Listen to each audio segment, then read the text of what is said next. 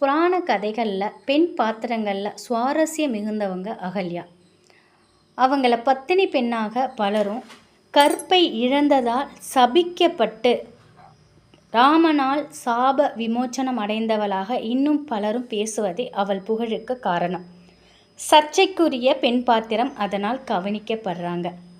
அகலிகை யார் என்று யாரிடம் கேட்டாலும் உடனே வரக்கூடிய பதில், ராமனின் கால் பட்டதால் கல்லான அகலிகை பெண்ணாகிறாள் அப்படிங்கிறது தான். அதனால் பெண்ணான அகலியின் கதை ராமனின் பெருமையை பறைசாற்ற பயன்பட்டதை தவிர அவளின் நிலையை எடுத்து சொல்லவில்லை. ஆனாலும் அவள் பத்தினி பெண்கள் 5 ஒருத்தியாக போற்றப்படுகிறாள். பிரம்மனால் படைக்கப்பட்ட பேர் அழகி அகல்யா. அகல்யா என்றால் அழகின்மை இல்லாதவள் என்று பொருள். அதாவது அவள் அழகில் சிறு குறை என்று ஒன்றுமே இல்லாதவள்.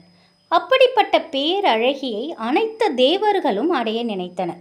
அதில் முக்கியமாக இந்திரன் அவள் மேல் தீரா மையல் கொண்டிருந்தான். குழந்தையான அகல்யாவை பிரம்மன் கௌதம முனிவரிடம் வளர்க்கறதுக்காக கொடுத்துட்றாரு.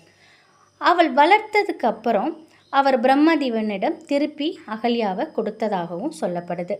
அகல்யாவுக்கு கணவனை தேட சுயம்வரம் நடக்கிறது. அதில் யார் உலகை முதல்ல 3 முறை வலம் வராங்களோ அவங்களுக்கே அகல்யா அப்படின்னு தெரிவிக்கப்படுது. அவளை அடைவதற்காக இந்திரன் உலகத்தை சுற்றி வர கிளம்புறான். ஆனால் கௌதம முனிவரோ அதற்கு முன்னாடி உலக 3 முறை வலம் வந்து விட்டதால் அவங்களுக்கு கௌதம முனிவருக்கு அகல்யாவை கல்யாணம் பண்ணி கொடுக்குறாரு பிரம்மதேவர். கன்றை ஈனும் பசுவை பார்ப்பதும் உலகை பார்ப்பதற்கு ஒப்பாகும் அப்படிங்கிறது ஒரு கருத்து. அதனால் காமதேனு கன்றை ஈனும் போது 2 தலை பசுவை ஒரு சேர கண்ட கௌதமர் 3 முறை காமதேனுவை வலம் வரார். அதனால் உலகை 3 முறை வலம் வந்ததாக சொல்லப்படுது. இந்திரனோ உலகை 3 முறை சுற்றி வந்து தாமதமாக வந்து சேர்றான். இன்னொரு கதைப்படி பிரம்மச்சாரிய விரதத்தை அவர் நல்ல முறையில் கடைபிடித்து அகல்யாவை வளர்த்ததால் அதற்கு பரிசாக பிரம்மன் அகல்யாவை கௌதமருக்கு மணமுடித்து வைத்ததாகவும் சொல்லப்படுது. இதனால் இந்திரன் ஏமாந்து போகிறான். ஆசைப்பட்ட அகல்யா கிடைக்காத சோகம் ஒரு புறம், போட்டியில் தோற்ற அவமானம் ஒரு புறம், 2 துக்கங்களையும் சுமந்து இந்திரலோகம் திரும்புகிறான் இந்திரன். இந்த கதையில் ஒரு முக்கிய விஷயம், கௌதம முனிவர் அகலியை விட அதிக வயது மூத்தவர் என்பது. இதற்கு பின் அகல்யாவை அடைய தக்க தருணத்தை எதிர்பார்த்து காத்திருக்கிறான் இந்திரன். விடிகாலையில் சேவல் கூவும்போது கௌதமர் நதியில் நீராட கிளம்புவார்.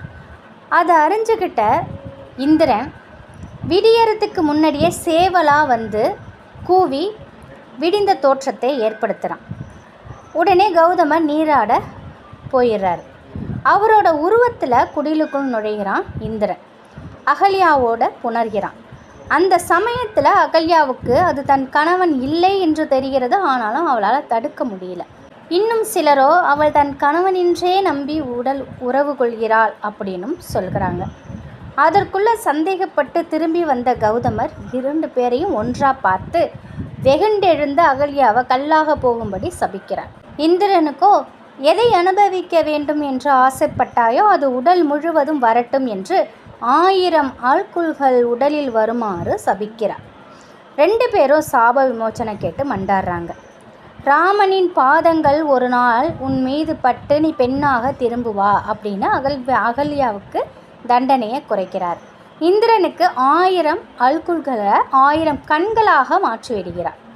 இவர் கோபத்தில் சபித்ததால் அவர் புண்ணிய பலனும் கணிசமான அளவு குறைந்திருது. இந்திரன் மாறு வேடத்தில் வந்து அகல்யாவை அடைவதற்கு காமத்தை தவிர இன்னொரு காரணமும் இருக்கு. கௌதமர் தவ வலிமையில் மிகுந்து இருந்ததால் இவன் பதவிக்கு ஆபத்து வருபோல் இருந்தது.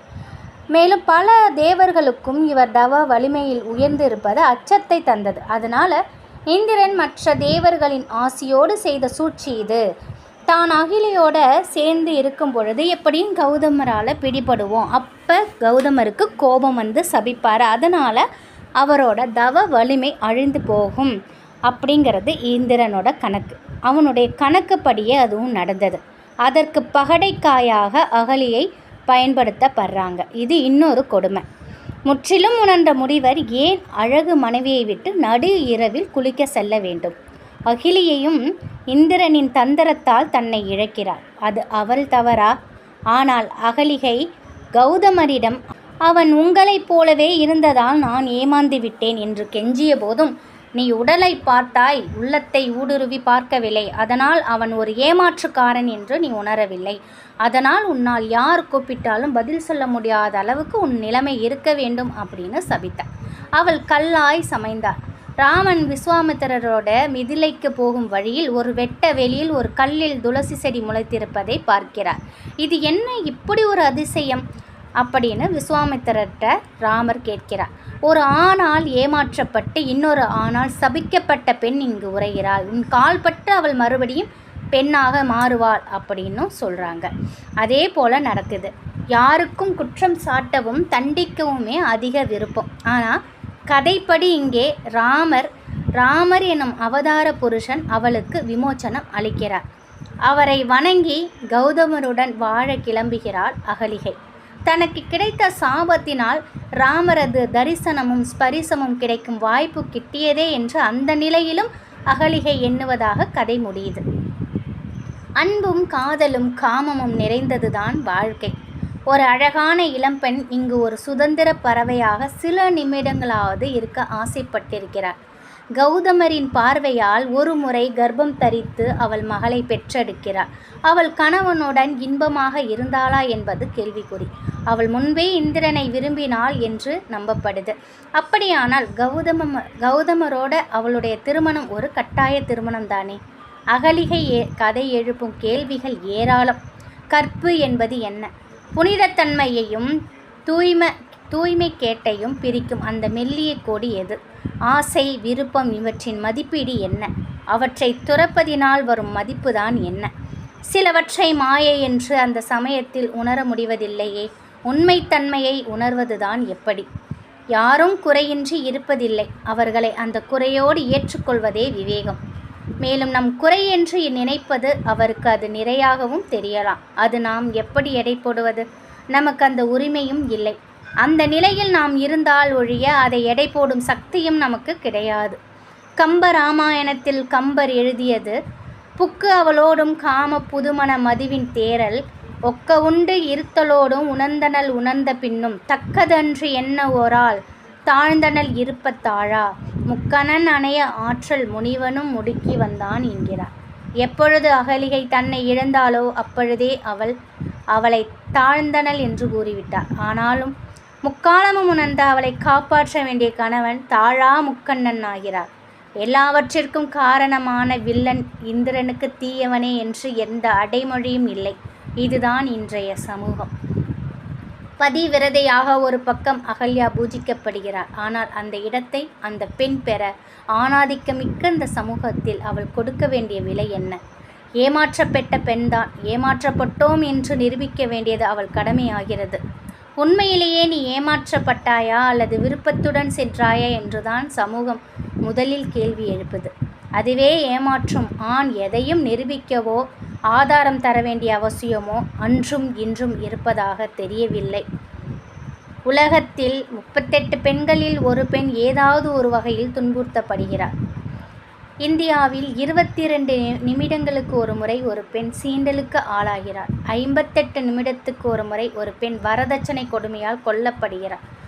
ஒவ்வொரு 3 நிமிடத்திற்கும் ஒரு பெண் அடிக்கப்படுகிறார். பெண்களுக்கு எதிரான வன்கொடுமையில் உலகில் 4ஆம் இடத்தில் நிற்கிறது இந்தியா.